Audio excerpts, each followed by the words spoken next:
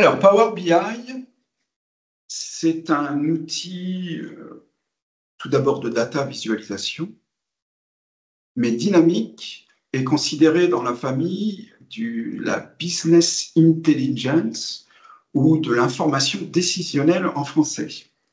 C'est-à-dire que cet outil est vraiment dédié aux entreprises, aux individus qui ont à leur disposition des données et qui ont besoin de répondre à un certain nombre de questions liées à des décisions à prendre très souvent sur des stratégies qui concernent leur avenir.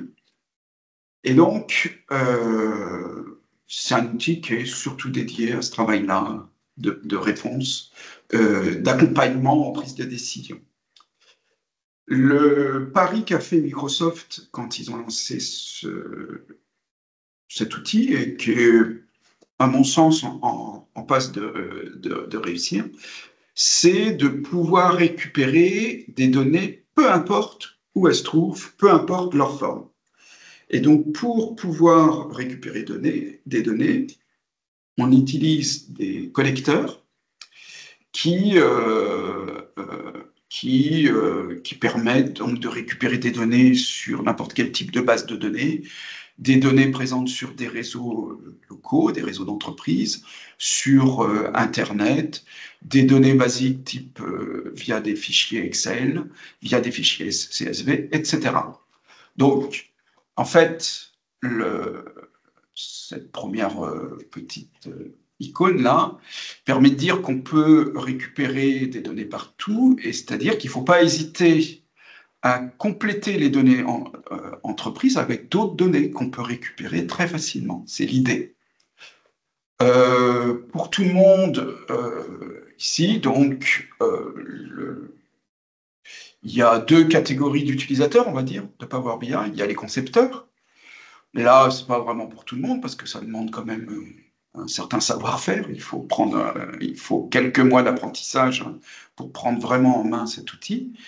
Et par contre, l'utilisateur à qui est destiné les rapports, ben lui, ça peut être n'importe qui. N'importe qui est capable de cliquer sur un élément qui permet de faire un filtre, si tant est qu'il comprenne les données qui sont utilisées dans le rapport Power BI.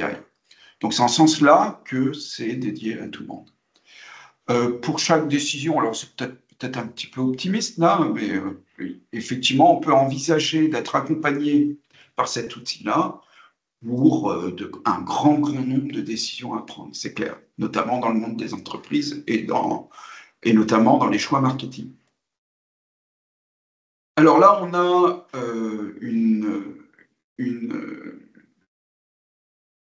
un slide qui permet de voir un peu toutes les technologies concernées. Alors, je vais passer un petit peu vite sur ce slide-là.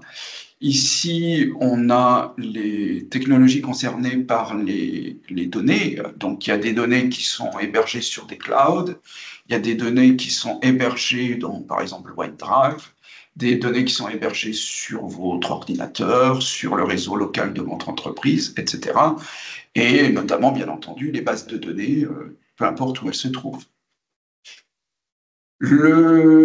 L'application que vous avez téléchargée s'appelle Power BI Desktop. En fait, il y a deux versions de Power BI.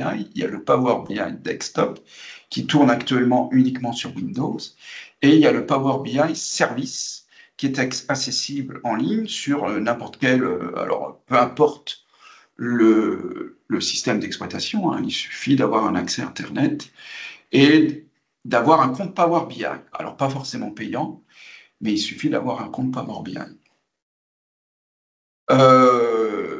Il y a quelques petites différences entre les deux outils.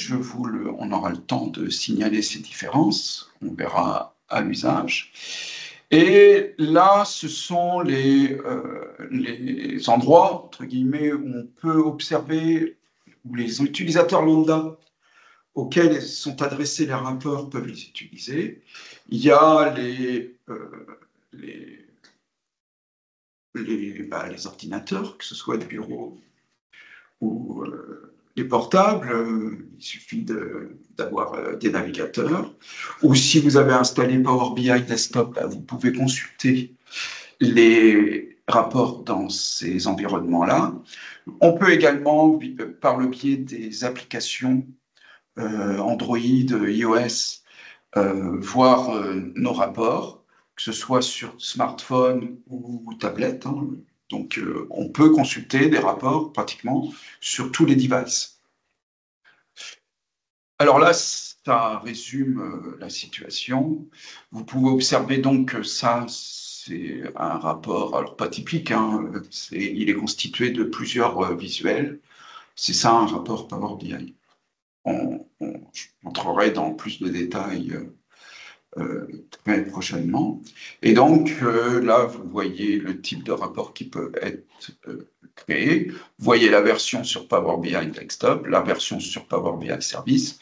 On ne voit pas la différence, bien entendu, ce sont les mêmes rapports. Il y a juste l'interface qui n'est pas la même, mais qui a à peu près les mêmes fonctionnalités. Voilà, là c'est comme le slide précédent, mais en plus simplifié. Ensuite, là, on a les étapes de travail qui sont pratiquement systématiquement tout le temps à réaliser. Alors ça, c'est la version complète des étapes de travail. Mais nous, dans ce cours, on va faire un focus sur 3 ou 4 d'entre elles. Alors, la collection de données, hein, j'ai évoqué les connecteurs tout à l'heure, elle est bien entendu primordiale, mais ce n'est pas celle qui prend le plus de temps. Ça ne veut pas dire qu'elle est simple pour autant, parce qu'il y a des fois, il y a des connexions qui sont un peu délicates. Mais une fois qu'on est connecté, on est connecté. La première étape sur laquelle on travaillera dans ce cours, c'est transformation des données.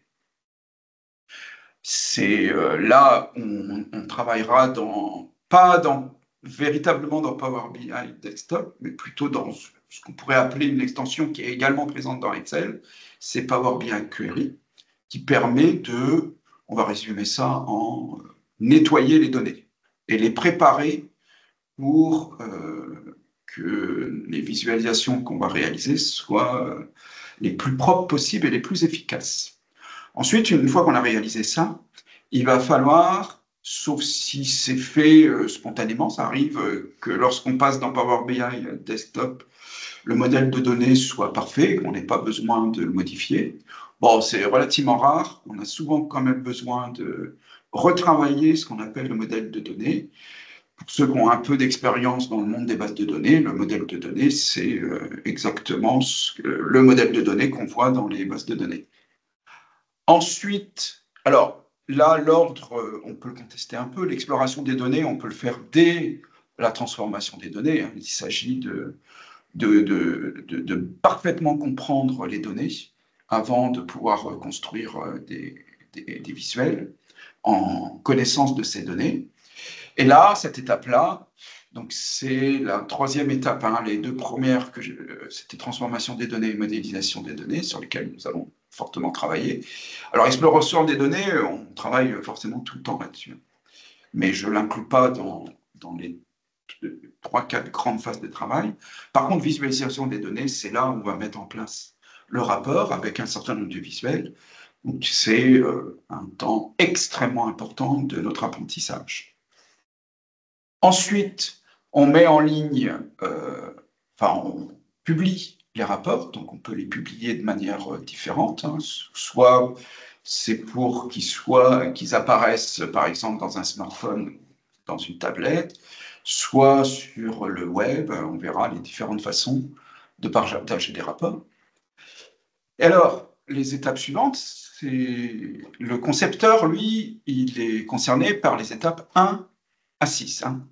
1 à 6, c'est lui qui fait le boulot. Enfin, on va dire qu'il fait le boulot des étapes 1 à 5, mais parce que parfois c'est le responsable réseau qui s'occupe du partage des rapports, mais bon, c'est souvent le concepteur qui va jusqu'au bout de cette étape. Là, à partir de l'étape 7, c'est l'utilisateur, celui à qui est dédié le rapport qui a été conçu. Et donc, ils consomment le rapport, c'est-à-dire qu'ils posent les questions qu'il avait prévu de poser au rapport. Et ils récoltent les réponses. Et à partir de ces réponses, ils réalisent potentiellement des analyses additionnelles. Donc là, il a peut-être besoin de retravailler avec le concepteur, ou pas, ça dépend. Si le rapport a été bien réalisé, les analyses additionnelles peuvent être réalisées par quelqu'un qui est non spécialiste de conception des rapports. Le Power BI Desktop permet d'utiliser des centaines de visuels par défaut. On peut... alors, vous allez voir, lorsqu'on ira dans l'interface, il y en a, je ne sais plus trop, 30-40 qui sont installés par défaut, pardon, et puis on peut en récupérer plusieurs centaines d'autres. Alors, les 4 grandes étapes, hein. Alors, nous, on a 80 heures de travail sur Power BI, et donc on va, alors ça sera plus subtil que ça, mais bon, on va considérer qu'il y aura 20 heures sur chacune de ces phases.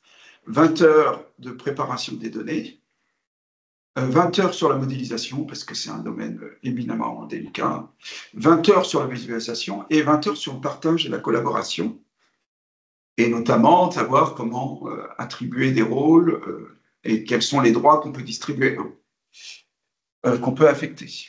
Et je vais finir par vous présenter alors un nouvel outil, entre guillemets, de Microsoft Fabric qui est... alors je pense que Microsoft a la volonté d'arrêter d'effectuer le travail d'intelligence artificielle, on va dire, de conception d'intelligence artificielle via les notebooks et de passer par Microsoft Fabric, qui lui permet de faire tout ce boulot-là, en plus de mettre en place des rapports Power BI. Et bon, pour l'avoir testé à de nombreuses reprises, c'est plutôt pas mal. Mais pour pouvoir l'utiliser, sauf dans les périodes d'essai, il faut prendre, faut payer, et ça peut potentiellement ça peut coûter très cher. Donc, pour un apprentissage, c'est pas forcément la meilleure des solutions.